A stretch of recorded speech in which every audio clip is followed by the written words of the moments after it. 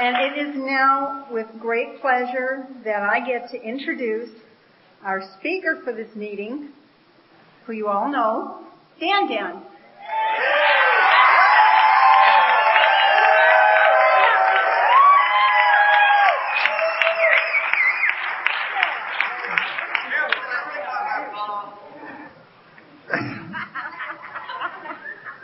Thank you. I'm Dan, and I'm an alcoholic.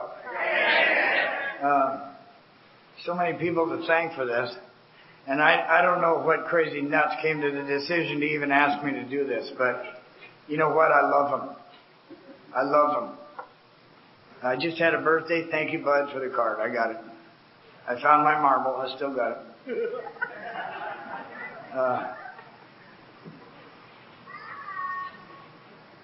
I'd like to thank Joe. I'd like to thank everybody that participated in this. And you know, without these people, it'd be awful hard to do one of these things. I know that for a fact. Because my sponsor used to do them over in Reno, H&I conventions and stuff. And, you know, I thought that was the end of my speaker days, but my sponsor passed away last year. And I had him 21 years. That man followed me all over the desert in Nevada, man, wherever I went or wherever they wanted me to go. You'll hear the rest. But I really love that guy. And he started passing away when my third trip to the hospital. My mother came with me, and she knew him really well. And all my friends knew him really well. And it was kind of sad to see him go. And the last thing that he even said to me is, do you realize that I failed to tell you something? And I said, what, Ed? You know, I thought it was going to really be terrible. But he said, you were my first sponsee. His first sponsee. You know when he got into service? To get a sponsee, he came to the hospital in Carson City and met with my mother, and he became a sponsor. And he told the doctor, after 4 days waking up unconscious, he told the doctor, I have to keep this man alive. Please help me. And I asked him, why did you say that? And he says, because you're going to be just the kind of guy that we're going to need in Alcoholics Anonymous to carry the message of what can happen. And you know what? It was just like old Judge Terry used to tell me, someday you're going to kill somebody. Damn if he wasn't right, huh? Anyway, it all started back. I'll make this short. I'm going to make it short. No? I got buddies that know me for years. There ain't no short. I'm only short. Anyway, you know, it all started back in 1941. Short, right? We got to listen to this now for 60 years. Anyway, it didn't start there. That's when my mother's problem started. She said I was kicking and fighting all the way up. And I'm original Willow Glen boy. We moved out here before World War II, I understand. No, it was right after World War II. And my first elementary school was right across the street from Milano West. So I like to share with my sponsees, look how far I got. If I'd have only known, I could have walked across the street. But, you know what? In my whole life, the next 40, 45, I don't even remember dates. Christ almighty, I'm going to be 64 years old next month. But, you know what? I'm getting Social Security checks. Now, when you hear my story, you're gonna probably think, how in the hell did he live? Well, see, I thought the same thing all those years. I thought it was nothing but a big joke. And it started with the boys' ranch in Morgan Hill. 2 trips there because I didn't like school. And it didn't matter because I knew I was going to go in the armed services or something someday, and, if I ever got out.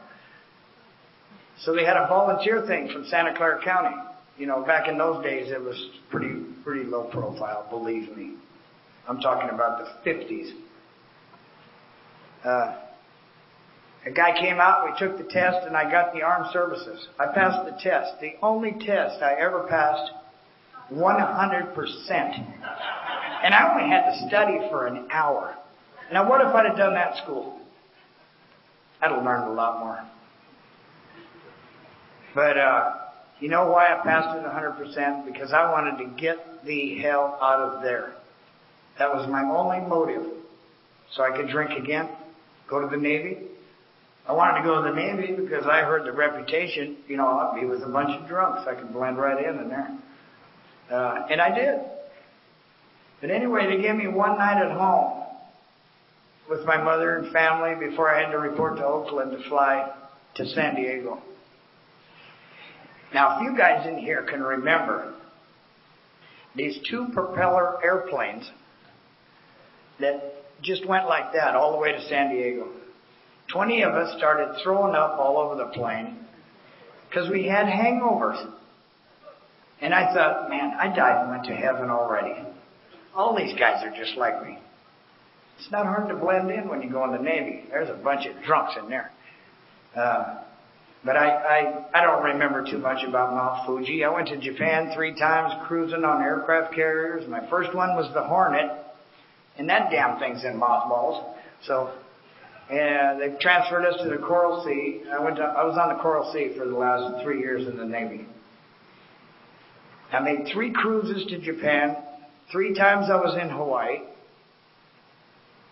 Australia, all kinds of countries. And you know what? I still didn't see anything. On one side of the gangplank, everywhere where we docked, there'd be a line where you could go and get in this line and see the country. With the nerds, right? The other line had hundreds of people trying to kill each other to get out the gate. Now that's the line I wanted to get in, because I know they're going to drink. The other line had 1 or 2 people that wanted to go see the flowers at Mount Fuji, and, Jesus. Anyway, I'm not making fun of that. I'm not judging. I'm just saying. Yeah. But anyway, that's the insanity. We all, and did we go to places that said on limit? Hell no. We went to the places that said off limit, because that's where the happening's at. You can catch anything there. Anyway, so I drank my way around the world, and I did pretty good. And they only reprimanded me a little bit for driving the aircraft carrier drunk. Now, that's a true story. My mother will tell you. It's on my discharge papers. Under the influence as a helmsman. Well, that's the guy that steers the damn thing. I never knew where I was going. The ship was so huge. Somebody's yelling through a tube, and I just tried to steer the wheel at a certain number. What are you going to hit anyway? I came back to the ship, and I was still drunk, and it was my turn to go on watch instead of being a sensible person. I got it. So here I am. Danny, you have to come off the wheel. You're about 10 degrees off every damn time we turn this ship. So there I was. And I got reprimanded, but it's no big deal. They're going to restrict me to the ship. Now come on. We're going to be at sea 40 days. They restricted me 30 days. I was trying to figure out where I could go the other 10 days.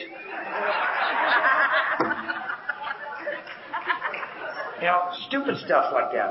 I don't know. Somebody isn't working right over there. But anyway, and I graduated up the ranks, and I became a guy that drives the boats on Liberty launches. And then they made one big mistake. They put me in charge of the captain's gig.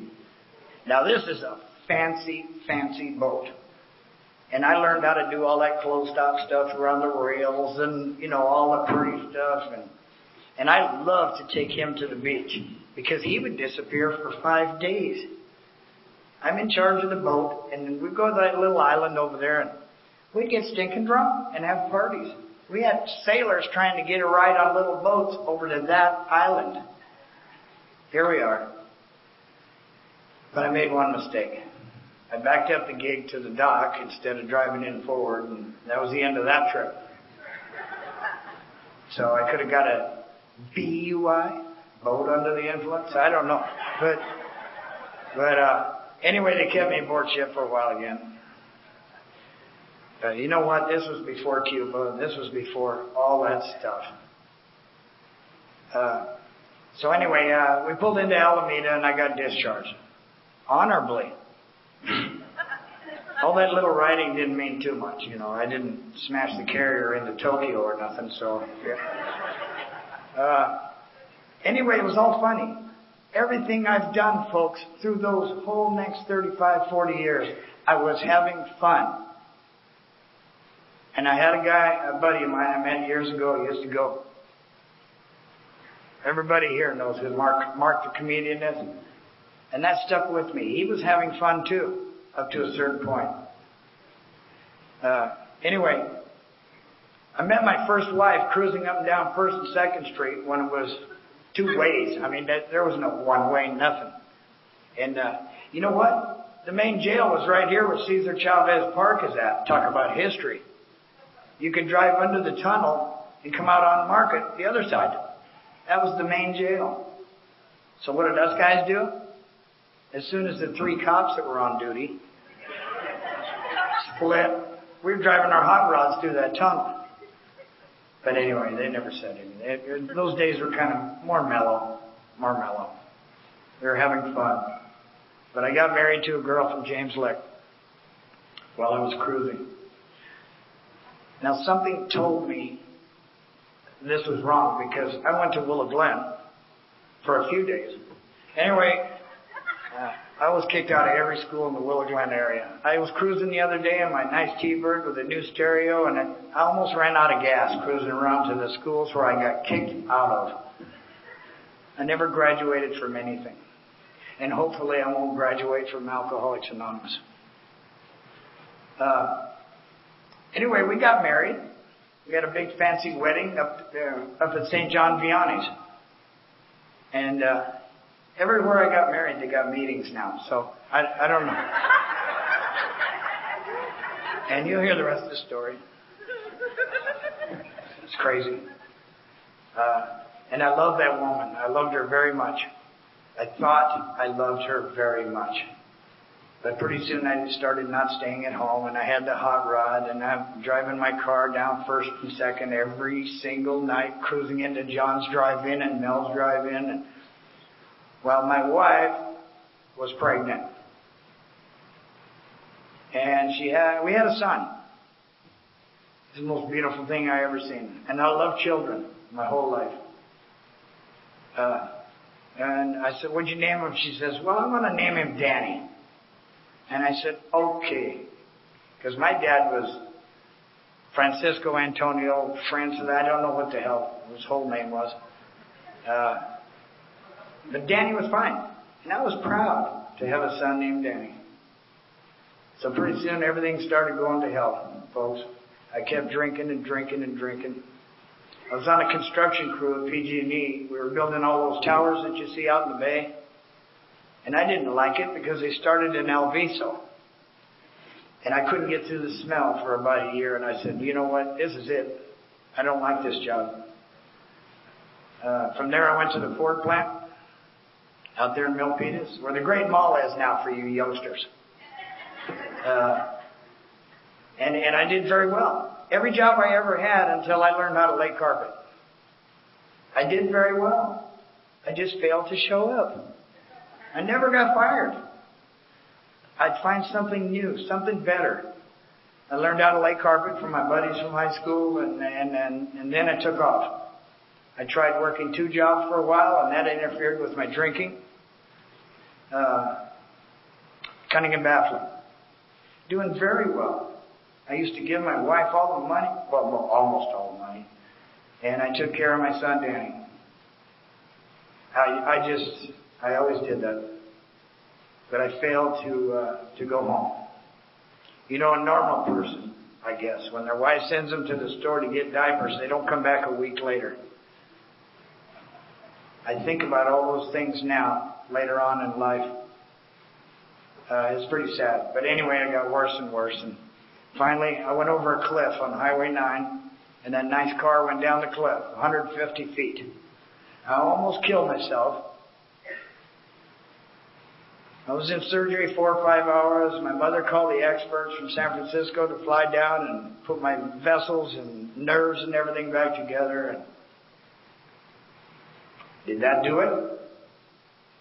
No, she gave me one more chance. So 30 days later, I'm soaking the cast off in the bathtub. And, cause I was a right-handed drinker.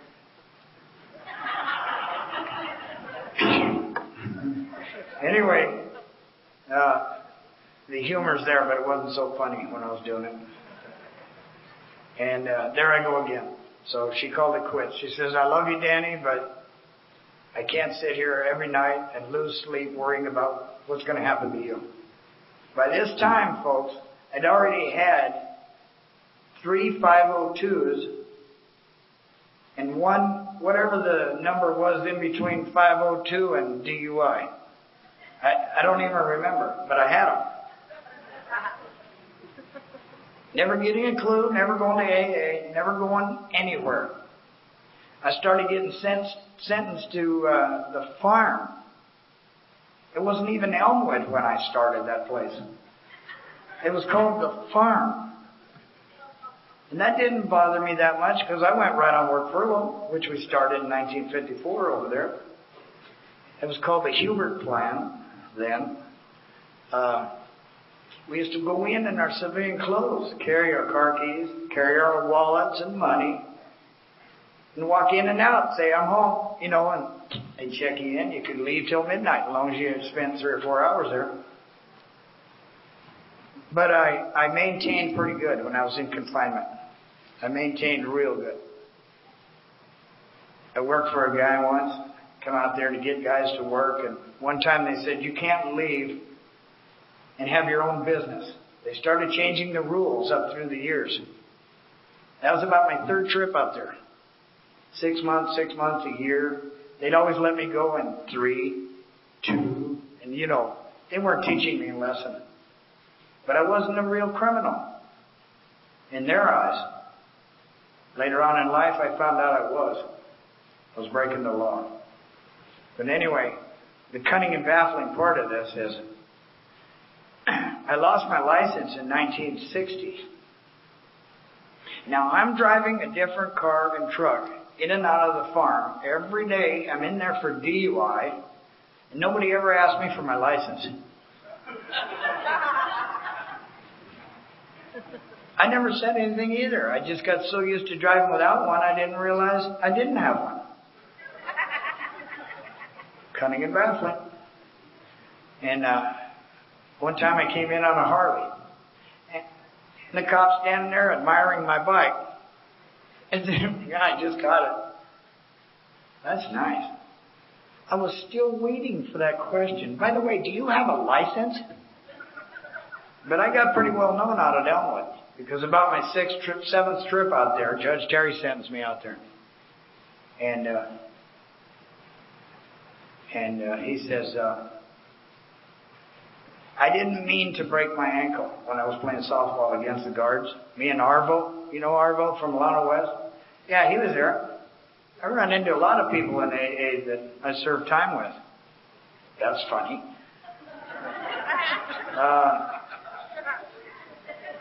But I broke my ankle. I go downtown, got a cast on it, and they forgot me at Valley Med. The cop drops me off, leaves. Why? Because they knew I wasn't going nowhere. Why? So I'm running around the hospital on a crutch. They only gave me one crutch. So finally I called my mother and my sister. I said, you know what? I need a ride back to the farm. What do you mean you need a ride back to the farm? I said, well, they dropped me off and nobody's ever come back to get me. I'm serious. This actually happened. So I'm running around, and I figured, well, you know what? Before I call the farm, I'm going to hit all these machines for candy bars and Cokes, and I'm just going to OD right in there in the hospital because you couldn't have all that stuff out there. Anyway, finally I got a ride back to the farm. The guy says, where you been? I said, where you been? How you going to miss the goddamn guy hobbling around on one crutch? And I kept, every desk I went to around that whole hospital, I said, would you let the cops know that I'm the guy they're looking for? If they ask. Humorous, funny. Anyway, folks, I met another lady. Of course, that wasn't hard for me. I had a lot of money. I was always successful in business, which didn't mean nothing as far as alcohol. A sane man don't walk in the saddle rack at 10 o'clock on a Saturday night and tell him to set it up. A sane man doesn't do that. I had a $680 bar bill one night. And I didn't even get a drink. But I was the big shot. I paid all my crews off in there, and I paid them off in the Bears Club and Murray's, and those are all my highlight spots. Anyway, I met my second wife at the Bears Club on Almaden. You know, that beautiful place. And then I spent so much money in there they could afford to put a concrete floor in the damn thing finally, But anyway, they even had an extra change of clothes for me in the back and everything. I found out why one night, but humor, having fun. So this lady I met, she drank just about as much as me. That's why I really loved her. We got married. We decided to get married at about 1:45 in the morning. Let's go to Reno. Get married, do a little gambling. I only knew her 2 days. But anyway, we tried it. And yes, she got pregnant. So, when she had the baby, I was in a bar in Santa Clara called Dirty Durgan's, getting smashed, bragging about my new kid that isn't here yet. And I missed the birth. So I went to pick her up the next morning. Now, there's things you have to tell your wives and your relationships right away, or it's going to get kind of confusing. She says, what do you think of your son? And I said, God, he's beautiful. Of course, I said that for the first one. But you know what? She didn't know about the first son. Yeah. Oh, no. And I said, what'd you name him? She said, Danny. What? My friends know my whole family. I'm not lying about this. So now I got 2 Danny Juniors, so we had to change the middle names because something would really be screwed up if they, when they grew up. And I said, well, honey, there's something I never told you. I have a son named Danny from my first wife. And that got all calmed down. That was fine. I only took a couple cases of beer, and then she drank vodka, so we just partied. He's a cute little guy, too. He still is. 38 or 9 now, something like that. But, and then we got a divorce. She started drinking more than me, so I couldn't handle that, and I kicked her to the curb. Bye-bye. And I always took care of my children. Always. None of I'm not even done yet. I got more. None of them ever had to go on welfare. None of the kids ever had to go without. And we're talking about a whole lot more than just those 2. I prided myself. I had those old code stuff that we used to have back in the old days. I made sure all my children had money, and I got them every time I had a chance. I got my kids, and it was hell. It was hell. No matter how much I loved those kids, it was hell. Why? Because I never drank with any of my children in the car. Now, if I thought that much, I wouldn't be here tonight speaking, probably. Because I might have got well years ago, or something worse could have happened. And it did. We got divorced, and I met another girl, and that was at Murray's Club on Vasco. You know where that's at? My buddy Iron Mike used to hang out there. And he's dead now because of this disease. Anyway, so we had 3 children, and I don't even know when it happened. I don't know why it happened. They just came. One year right after the other. So it was too late then, but I called it quits. I couldn't handle no more of that. Kids were driving me crazy. I had to drink. And no AA, no Alcoholics Anonymous, never going to a meeting. And I drank with my buddy Jim Baird. It's honest to God story. I got pictures of me and him in his first wedding. I was the best man. Well, he don't know that. Thank God he went before he found out the truth. But no, James. All right. You know that 9-step, except when to do so. But he knew. His first wife went to school with me and my sister. She lived right across the street. And that's how he met Greer. Good wedding until about 2 hours after the wedding. All hell broke loose. I don't know what happened. It wasn't me and Jim. But we ended up on our stocking feet walking down to the Bears Club from the place where we used to drink. It was called the place. But Jim got sober. Jim and Greer both got sober. And it was like me losing a friend. But those 8 years, he came to the Bears Club every once in a while. And pretty soon he just really aggravated me. He says, I got a place you can go, and man, you'd fit right in with your personality and all this stuff. And he says, he never did say AA. He mentioned somewhere over in Campbell. And Campbell was a little country town in those days. But he was trying to get me to go to a meeting. I'd meet him for coffee. Okay, I'll see you Friday night, Jim. I'll meet you. I think it was Coco's or somewhere he wanted me to meet him. And I never did show up. My excuse was I had to go and measure a job over in Milpitas. I had to do this. And so I avoided all that. He stayed friends with my whole family through everything. Now, I always say, what if? What if? But it never happened.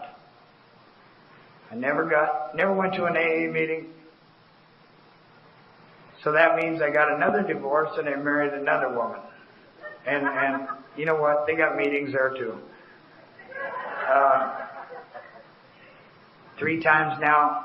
And we had, let's see, 1, 3. She had 2 kids. Was that my 4th one or 3rd? Anyway, okay, 4th, thank God. All right. And I met every one of them, except for the first wife, I met every damn one of them in the bars. What if I would have went to church in all those years? I could have broke the string right there. But I didn't. I used to drive by Alana West when it first opened and see these people standing out in front. And I always went like this because I thought it was a church. I didn't know it was Alcoholics Anonymous.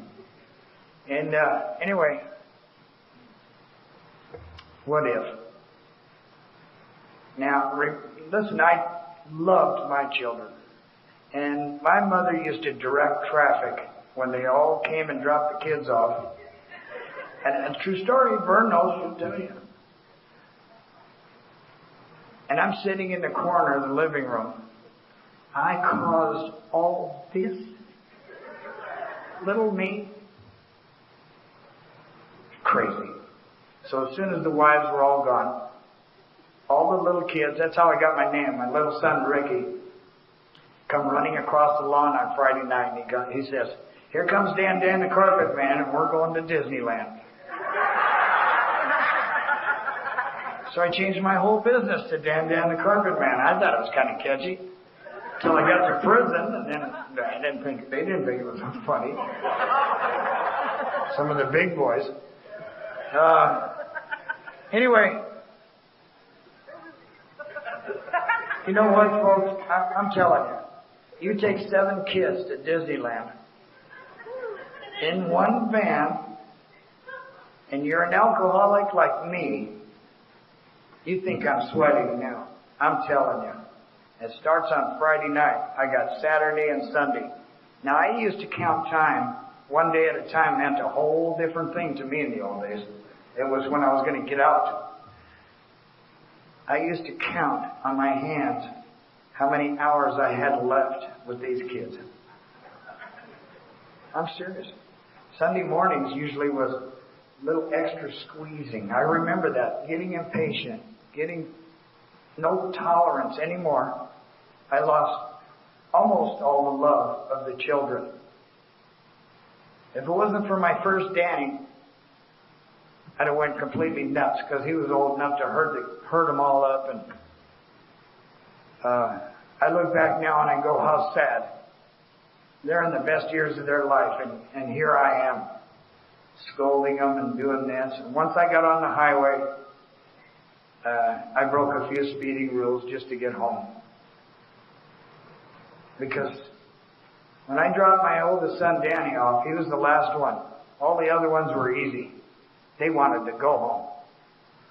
My oldest son Danny had a deal with me that was kind of special even in those days. I'm just really sorry I couldn't be like I am now.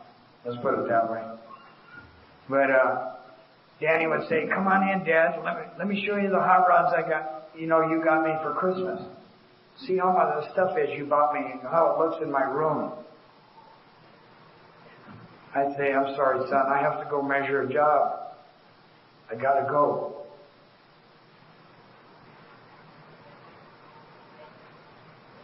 That was at the Bears Club. That's where my job was. I went into the Bears, sat down at the counter, and they served me, set me right up. I was buying everybody drinks even right then. And after the first 2 or 3 beers, I was feeling pretty good. And I was bragging to all my other drunk buddies what a hell of a good time I had at Disneyland with my kids. And then I would say something stupid like, "What did you drunks do all weekend?" Trying to make myself look better. When all deep down inside it was nothing but a big lie. That's been straightened out over the years. You know what? All of a sudden, on my 18th DUI. Oh, yeah. And I met guys that's had more. Oklahoma Tom passed away, and he had 21 DUIs. But he died sober.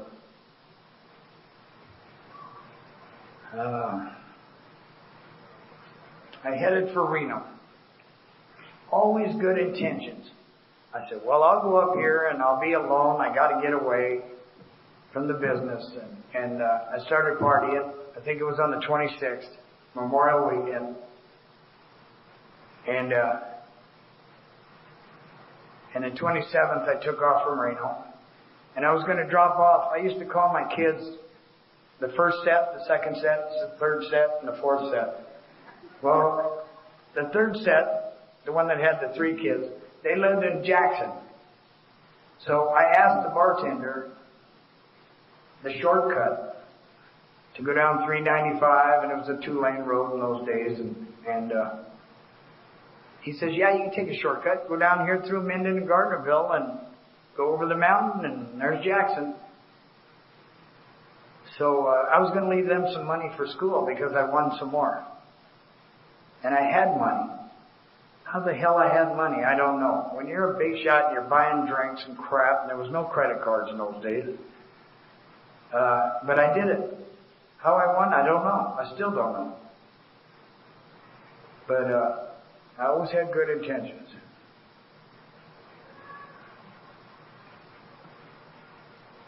So I headed out from Reno, and I got through Carson City, and I hit a little car, head on. I killed a 21-year-old guy, and I killed his baby, and I put his mother in the hospital, getting ready to die right along with me. Now, if you want to know what a bottom is, that was it. That was it for me. And I still have a problem because my sobriety date is May 28th, Memorial Weekend.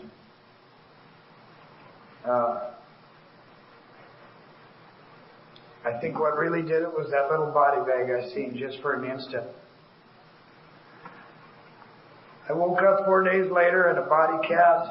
Both legs were broken. Tubes running in my chest. I had over 1,000 stitches in my head. My arm was in a cast. And the first people I seen was my mother and my sister. And they thought I was going to die. That's why they stayed there for 4 days. And Mrs. Jones was down the hallway in the same hospital. Guess what I had to listen to for a week or two? That screaming in the middle of the night. It was Mrs. Jones.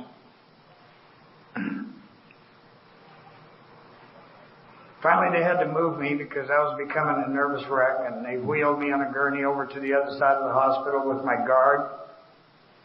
And my guard used to lean down and say, "Danny, we got to get you through this." And I'm thinking, why? So you can carry the message. You have to live. So I had so much remorse in my body and soul and you know, everything. Anyway, we went to trial and they wanted to give me 99 years and you know what? It didn't even matter to me. I told Mills Lane, you know what? It doesn't matter. But the Supreme Court decided that they couldn't give me 99 years because I didn't drive over there on purpose to kill somebody. So it came down to 18 years, which still didn't matter to me. I got 3 6-year sentences. I'd already done 15 years behind bars because of this disease. Now I'm going to do who knows how long. And it didn't matter because of that one instant. Just boom. What if I'd have taken a different highway? What if? What if? I've thought about that many times. Many times. Anyway, I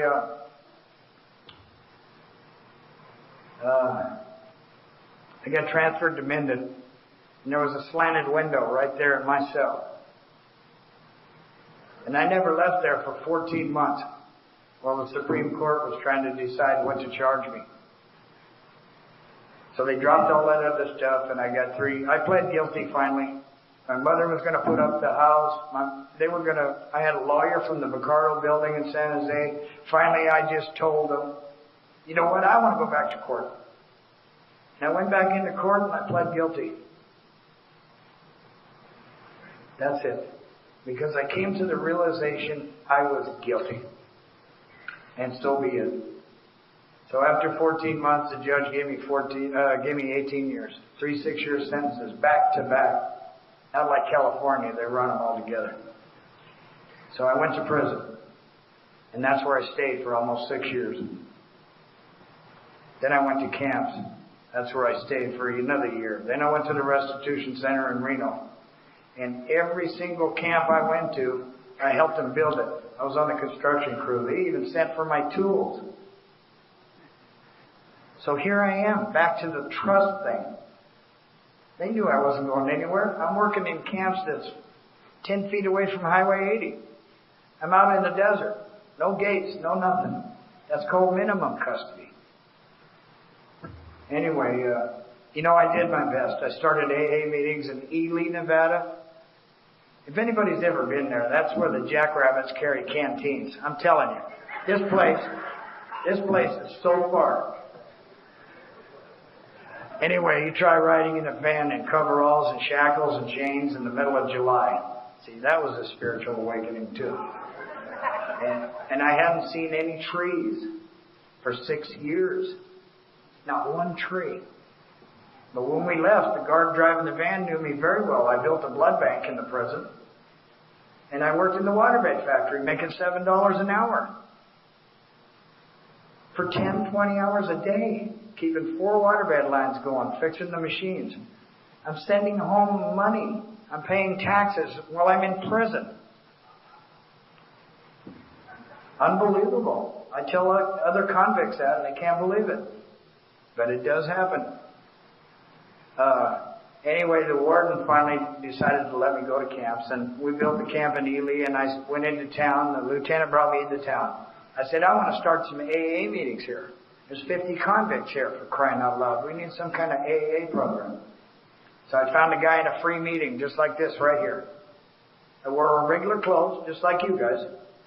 And I'd approach somebody and say, would you be interested in coming out and being part of an AA program I'm starting in the camp?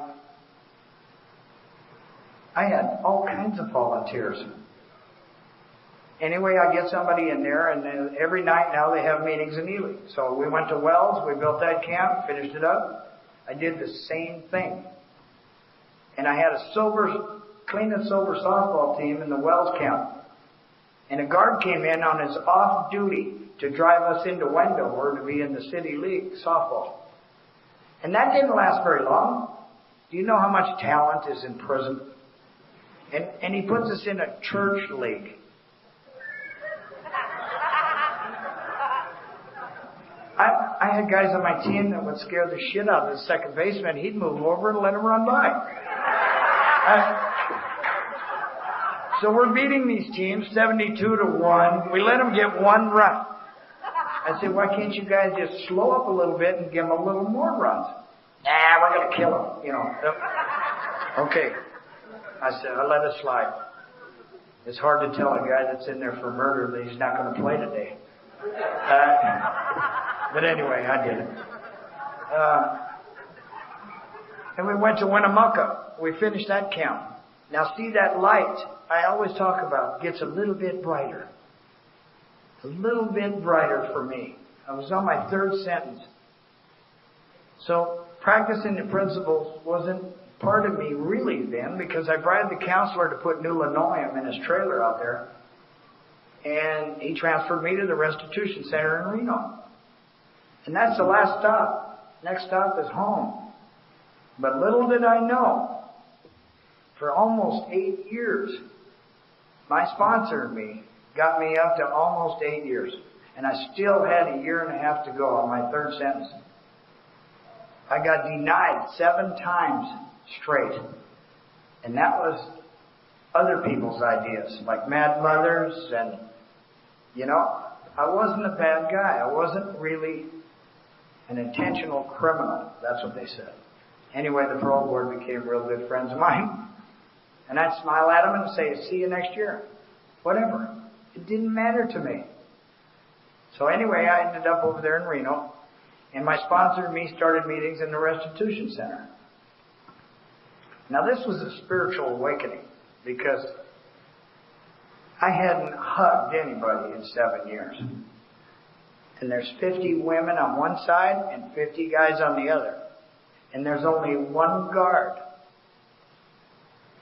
But I made it through. I behaved myself for the next few months. And you know what? The Sergeant Ruggieri knew me from the main prison. Now this is how this program and trust and helping people builds up. They knew I wasn't full of crap. So I took a lot of these kids. I call them kids. It could have been 40. It's still a kid to me.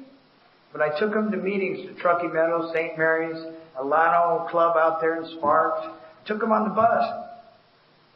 And the sergeant never worried one time because he knew I wouldn't let any of those kids wander. Don't call your boyfriend. Tell him where you're going to be because it ain't going to work with me. I'm just so set in my ways about Alcoholics Anonymous anyway. So you know what? That really worked for me. It got me out of my crap. I was in remorse still. Every Memorial weekend I go through my pity pot. And then finally, that 9-step came true for me. I always wanted to wonder about that 9-step. I did all the steps. I read literature that came from New York. Nobody's ever read it. I read everything I could about AA. Everything. And the thing that puzzled me was the 9-step. How in the hell am I ever going to face this lady someday and tell her how I really feel about killing her husband and baby? Benjamin and Brian. How am I going to do that? And I get the shakes even thinking about it today, but it was done. They called me in on an emergency parole hearing from Reno. I wasn't supposed to go to the board, but the counselor drove me down there and she says, "You're going to the parole board." And I said, "I'm not supposed to go for another 4 months." Well, guess what? There was something different about that day. So they hauled me in the parole board, and V. Franklin, a big black lady friend of mine, she stared me right in the face and she says, "You know what, Danny? We're thinking about letting you go home." And now I'm making $800 laying carpet at the El Dorado, right? Going out every day, going to hot August nights, and I'm a convict. I had a wonderful life. I'm serious.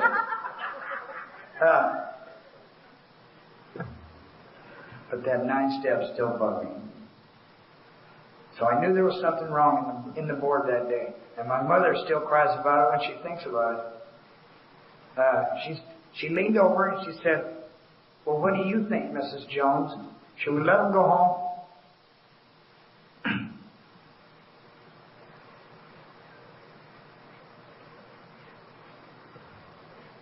They had been sending her letters. Every parole board. The good things I was doing, the good stuff I was doing, and we denied him and he still smiled. She showed up. She showed up at that parole, and it was special. She came over and she gave me a hug and she says, "I think I want to let Danny go home." My recommendation, let him go home. And then I asked her, after we hugged and I cried and I made sure all the big killer convicts didn't see me too much, but it was the most wonderful hug I've ever had. Most wonderful hug. She whispered in my ear one thing. "I want to let go just enough to get on with my life." Well, I'm happy to report it worked for both of us. She got remarried. She's got 3 lovely little children. She lost a baby. The first one she lost because of me. And then I kept praying, "Please let that lady have some more babies or something." And sure as hell it happened. My sponsor called me up one day and he says, "I'd like to report Mrs. Jones is remarried. She has 3 children." And you know what? I still think about it every Memorial Day. And I hope I think about it for the rest of my life. And I try to pass that on to my sponsees. If you think you've gone through a lot and you think you've hit your bottom, talk to somebody else. I'll bet you any amount of money somebody's been farther than you. And I'm no exception. I knew a guy that did almost the same thing as I did, and he's back in prison again. Why? Because he did not go to Alcoholics Anonymous when he got out. He put on a good show in there, though. I signed his letters. He attended the meetings, but he forgot to attend them when he got out on parole. And he's back in there again, doing 20 years this time. It's cunning and baffling, folks, this disease. And I had BO my whole life. I know, it's not a stinky thing. It's beer only. If I'd have taken drugs or anything, I'd have been dead because I could really afford it. And thank God for all you people that take drugs, whatever you do to find these rooms. Jesus, stay with it. And Jim Barrett, God bless you. My friend AJ just passed away, and I tried to help him. Sent him to another buddy of mine that's probably a better sponsor than me. And that didn't work. In a lot of ways it did. You couldn't help but like this guy. There's a lot of them in AA. You know, the guy that you can't help but like, there's just something about him.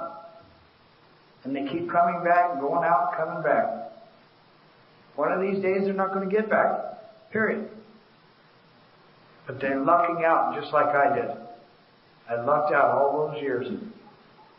And maybe if you go out, don't drive away from the saddle rack with chains on your car to go to Reno. See, it's been done. Come and talk to me. The highway patrol pulled us over. My car's all beat to shit. My buddy's driving the car, and I'm trying to tell him it's not mine. The registration in the old days is right there on the steering wheel. That's insane. We wanted to go to Reno, and it was in December, so my buddy went out and put the chains on my car. The highway patrol, I did not get a ticket. It was in the newspaper. I did not get a ticket. They were laughing so damn hard. That first highway patrolman gets on the thing and he goes, "You guys got to come and see this." You swear to God, we robbed Valley Fair over there. We didn't even get to Highway 17. That's a true story. And don't ride a live bull in the saddle rack when you had 3 cases of beer under your belt. I thought it was a mechanical bull. It was too late. It was live. Broke my arm and everything. It's funny. Anyway, folks, I want to thank everybody in this room. I've got so many special friends. The fog finally cleared in Sacramento. My buddies could get down here. And I love some guys in here. Just like Sons. Clean and sober softball team. We won the championship. When you can get 5 women and 5 guys in Alcoholics Anonymous to do anything together, and they won first place. We kicked butt. And the whole team fell apart because Rob married my right fielder. I had a beautiful... I don't know. I don't know what happened. My shortstop went and got married and moved to Elk Grove where he bought a new home and he's got a couple of kids. And what right do they have leaving me here? Don't they know what I did for them?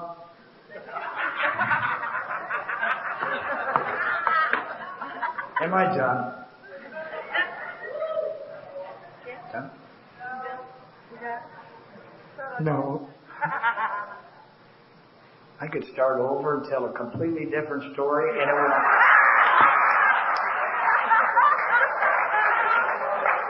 And you know what? It would be the truth. It's unreal. I leave out stuff every time. It'll take me 50 years to get the story all done. You know what? I love you people. I love everybody that's taken part here. And happy birthday, Barbara. And Bud, thank you for the marble. I might need it someday. I love you, man. My name's Dan, and I'm an alcoholic. One more thing. Does anybody know what the last line on 164 is? What is it? God bless and keep you until then. Thank you.